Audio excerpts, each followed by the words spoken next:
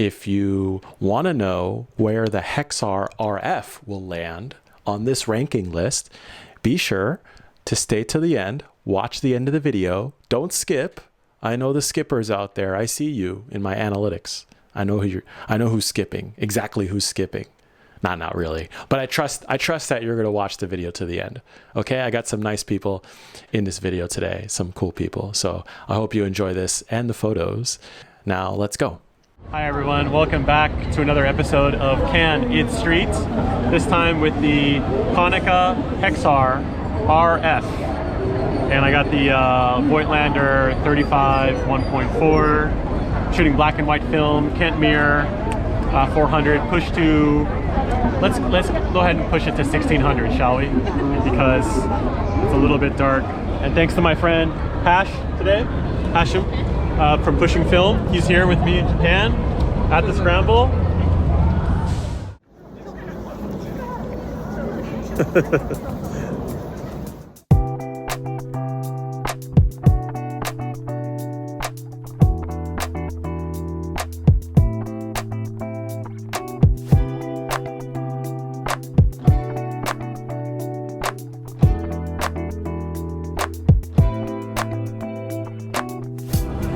When you look through this finder, it's so wide, so it makes a 35 feel like a 50 when you look through it, because the frame lines are so much more punched into the finder.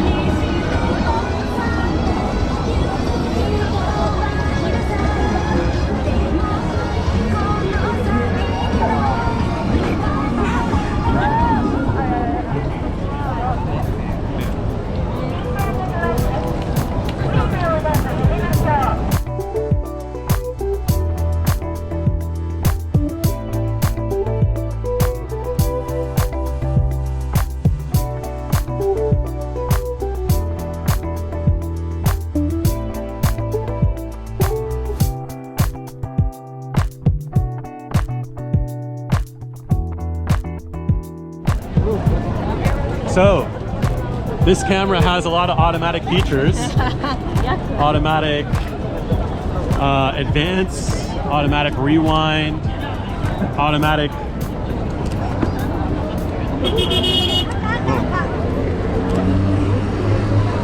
Automatic a lot, aperture priority and this and that. And it's kind of like a Contax G2 and a Leica M7 had a baby. And you might be thinking, well, does it have any shutter delay? When you press the shutter, does it act like an autofocus camera? Well, I do feel the slightest bit of delay. Like not even a half a second, but less than a half a second worth of delay between pressing it and the shutter firing. Shutter lag. It's a little bit of lag. So, is it as good as a purely mechanical camera? No, I don't think so. Next best thing. Next best thing. But will my shots come out? That's the important thing. Is it good enough? Can it street? Can it street? Can it street? If it can't street, what will you do? Chuck it in the bin? I'll have it. If it can't, if it can't street, then I'll use it purely as like a good street portrait camera. Yeah, semi-street. Right. Where I can shoot wide open in the daytime, 1/4000th shutter speed.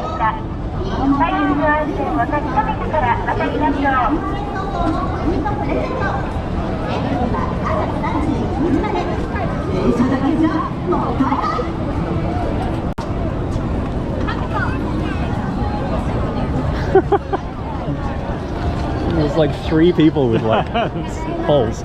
Absolute tourist central here. You might as well just download the shot from Artlist or some stock site. Yeah. But I've already been doing a lot of street portraits with this camera, so I'll show you some of those street portraits that I've done with this camera already.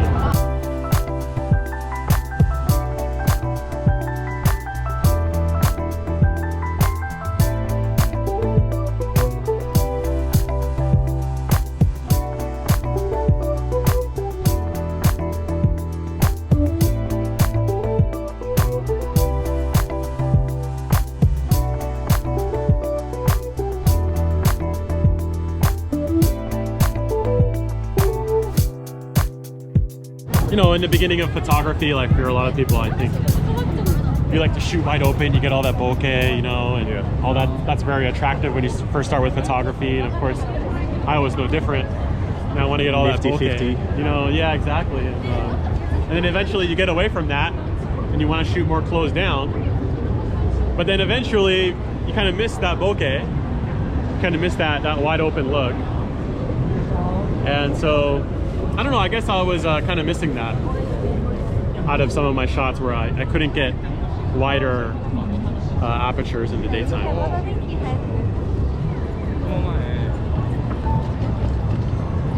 Ooh, that guy's going fast. That guy was running full speed. Yeah.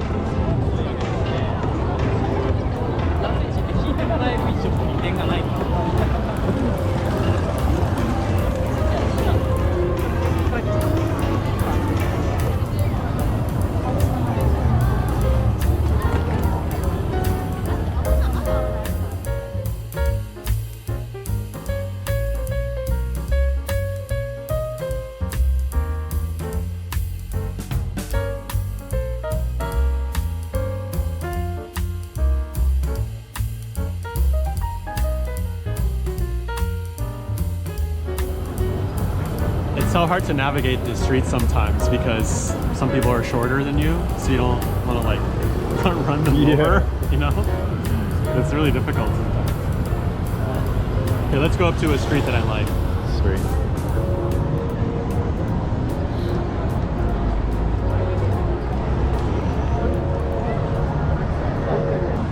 Got the yellow filter on here. I probably don't need it at night, but It's already on. it's already on, so I'm using it. And yeah, I like it. It gives a little bit more tonal range, tonality.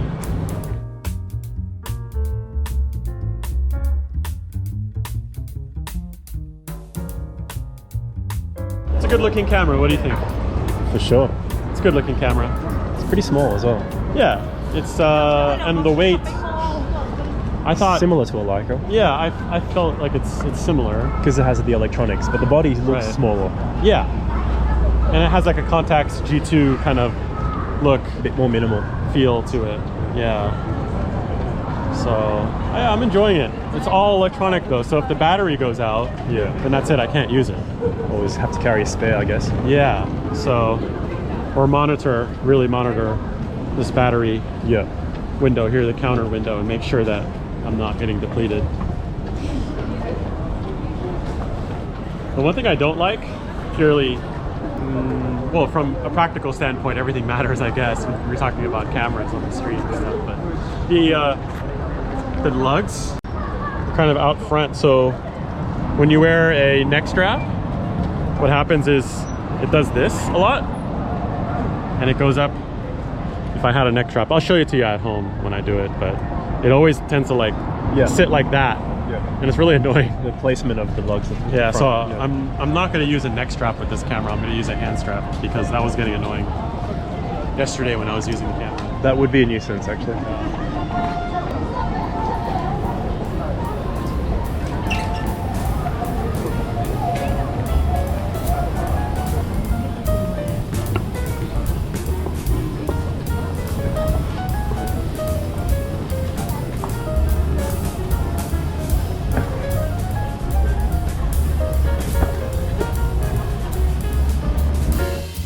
One thing about this camera though is that because it has the auto advance, you really take a lot of shots just randomly. Sometimes you take one and then you take a second or a third, and then you think back like, did I need to take that second or third shot?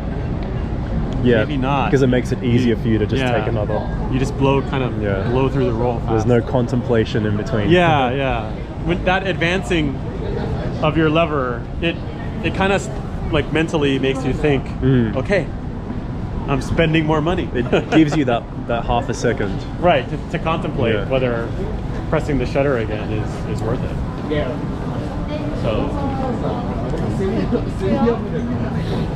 maybe not can it street, but should it street? Should it street?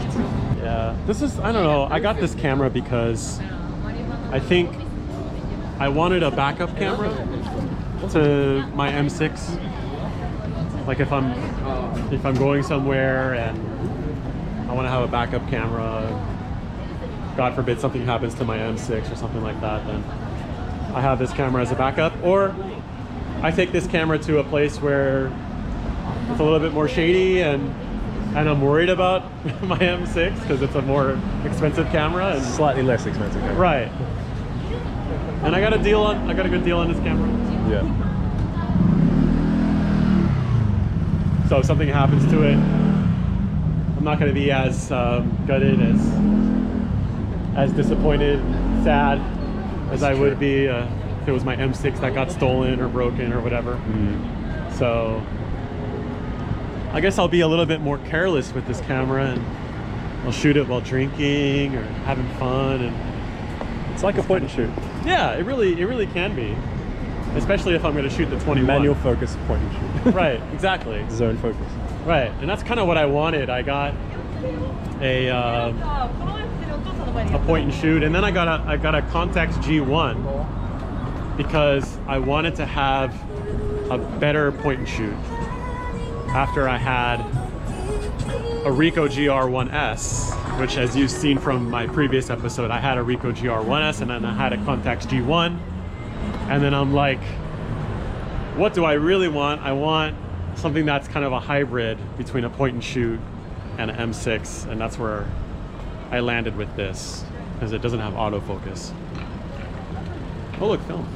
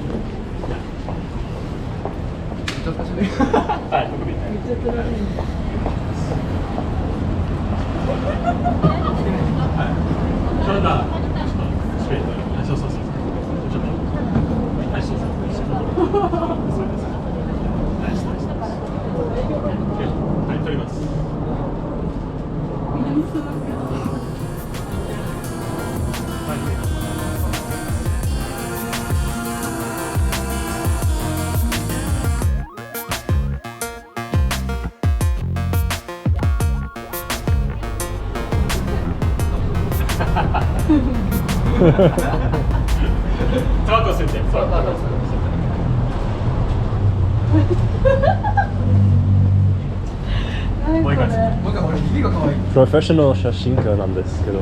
写真家？はい。Professional。いいですね。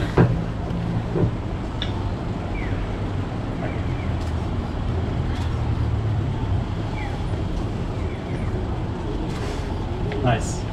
Thank you. 俺のブラザーがイクシャのスクールっていう。本当？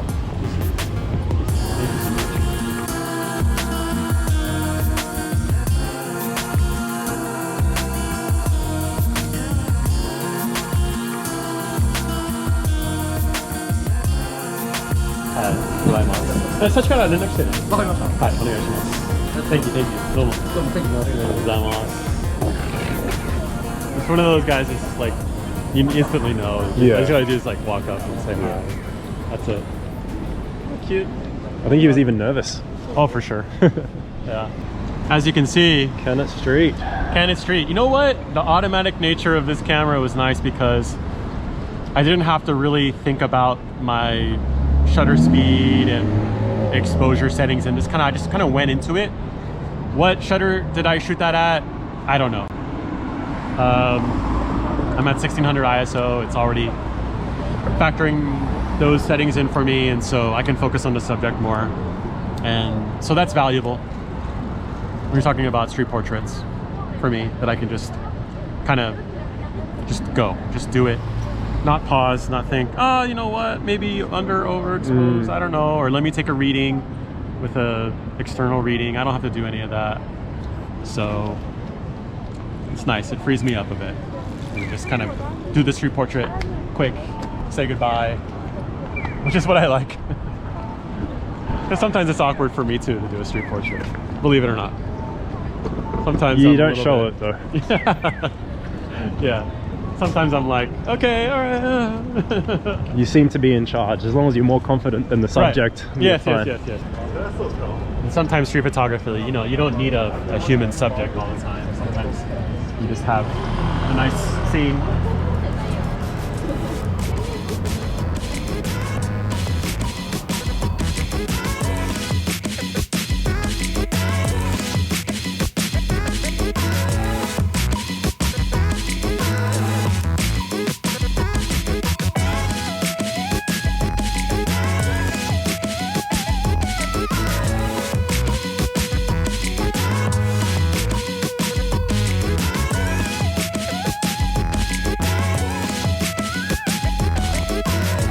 Wow, this is new. This got this new light source to play with. So it's kind of nice. It extends into the street too.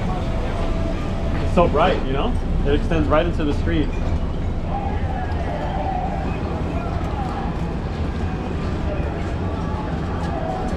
I don't always want to shoot with a flash because it can be sometimes a little bit jarring to some people, and so having a nice ambient light like this, you know, means you can get that exposure that you're looking for. When it goes right into the cabs too, like that, that's nice. Real cool.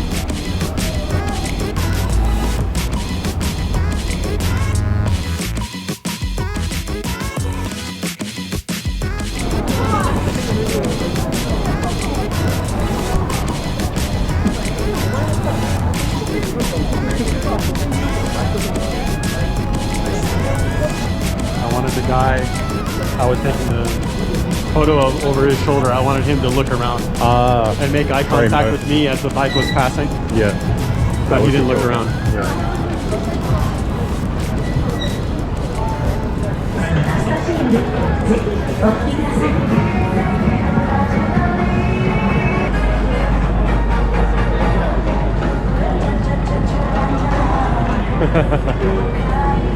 Did I go for it? They're occupied. Yeah.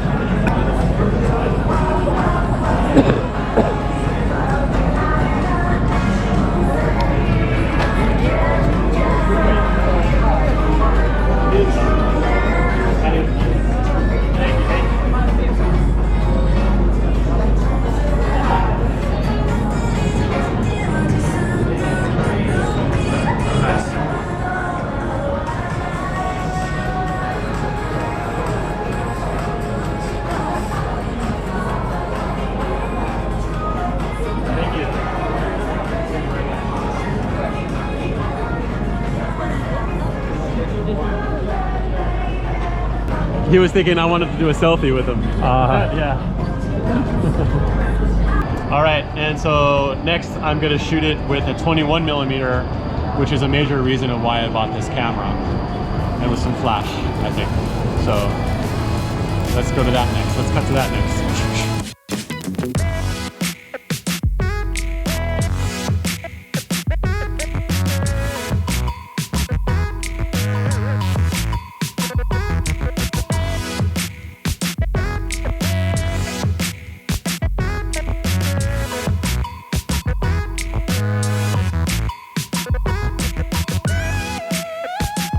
All right, everyone, here we are, ranking portion of the video.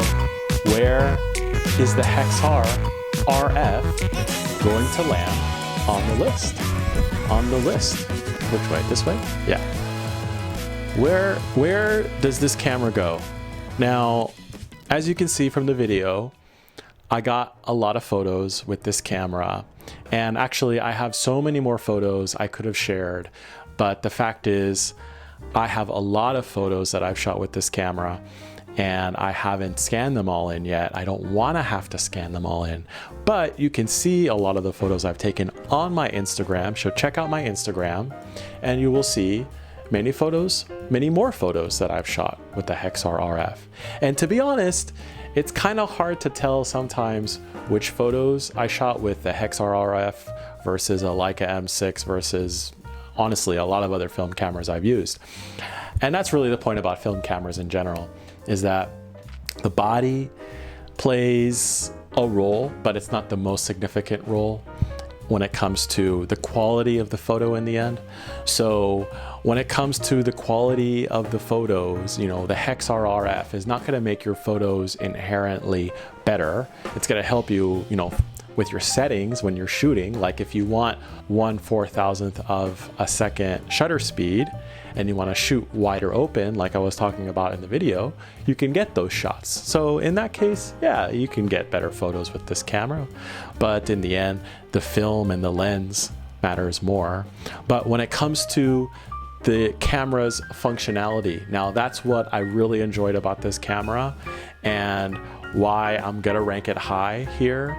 And I just have to say one thing that made me sell this camera, because I don't own it anymore. The one thing that made me sell this camera in the end, and why I can't rank it a Z, or maybe not even a S, maybe an A. Well, the one thing is that when you press the shutter, like I was talking about in the video, sometimes you get a delay, a little bit of a slight delay you feel. And even towards the end of the time I was using this camera, I was getting even no shot being taken. I swear to God, I would shoot, I would try to get, you know, the photo that what's in front of me. And this is a rangefinder camera. This is a manual focus camera, right? So there's no autofocus motor engaging, right? So I would go to shoot and it would just not fire. And that happened to me like at least 3 times. And that was enough to convince me that that's it. I don't want this camera anymore. I missed out on moments that I would have otherwise gotten with my Leica M6 or another purely mechanical camera. So it has, you know, it has a ton of positives. It's a ton of positives, this camera. So I don't want to knock it too much. And I don't understand why sometimes the camera didn't fire or why I felt more significant delay than other times. It was a little bit inconsistent, the shutter, to be honest. And I don't know why. And one other thing that I didn't really like so much is that the drive mode, there's like a drive mode on the shutter itself, so you can turn off the camera, then you can go to single or continuous shooting, or even timer as well. And so I didn't like that knob could be bumped to like continuous or something else, or even lock. And maybe that was the problem. Maybe when I was firing, it was locked. It was on lock mode. But I don't think so. I don't think that's the problem. I don't know. I hope that's not the problem. I'm pretty sure that's not the problem. But sometimes, you know, like I didn't like that knob that was on the shutter. I like if I'm reaching for the shutter release, that's all that's there. It's just a button. That's it. So move all that other shit onto the side of the camera or the back of the camera or something like that. You know what I mean? Little things, just little gripes like that. But besides that, the camera is amazing. Really, really is cool. It's like the Contax G2, like I was saying, Contax G2 and Leica M7 had a baby, or like a Bessa R2A, but more high tech, you know. And I like the camera. I thought it's great. The reason I sold it is because I wanted to consolidate which cameras I'm using. I got a little bit of choice apnea, as I would like to say. And also, 2, I could sell the camera for more money than I initially bought it for. So I made a profit off of selling this camera. I got it for a good deal. I bought it in Hong Kong, tax-free, good price, from Photopia Hong Kong. Give them a shout, Photopia HK. Take a look at them, that website, or go to their physical store in Hong Kong if you're there. And then I just went ahead and I used it for a while and I sold it. Now I sold it also to get something else. As you can see, there's a trend here. I went from the Ricoh GR1S, making a video about it, selling it, to the Contax G1, video about it, sold that, and that money has been carrying over to the Hexar RF, and it went over to something else too as well. But we're gonna have to save what I got instead for the next video in the future. But anyways, let's get on to the ranking. Where does this camera fall? Now, I can't say that it was a perfect camera, but it was a really great camera. I loved it, and I had that issue with the shutter, and I don't know if it's my fault or not, or what the problem is. Maybe it was something that I did wrong, or it could be the camera. But anyways, I can't rank it like a S. I have to rank it an A. So let's put it up on the board. A, boom, A. What do you think about that? What do you think about that ranking? As you can see, we have a few cameras at A now, and I think that's okay. It's okay to have a bunch of A's, you know? That's okay, that's okay. We're gonna have some other cameras that are not A's. I assure you that. So yeah, tell me what you think in the comments. Have you shot this camera, Hexar RF, or similar cameras to it? And are you thinking about this, or do you want this? And also let me know in the comments any other cameras that you would like to see in this series, Can It Street. Okay guys, thank you very much. And thanks again to my friend Hashim from Pushing Film. We're actually doing a podcast. I will link that podcast in the notes as well, in the description, so you can hear our podcast that we've been doing together with Coops, Shoots with Coops as well, the three of us. So take a look at that podcast. Thanks again to everyone. Thank you very much. Stay humble, you know, hit the thumbs up button, share it with other people. I would greatly appreciate it. But leave a comment most of all, because that really helps the algorithm. Okay? Thanks. See you. Bye-bye. Stay humble. Stay humble. See you. Bye-bye.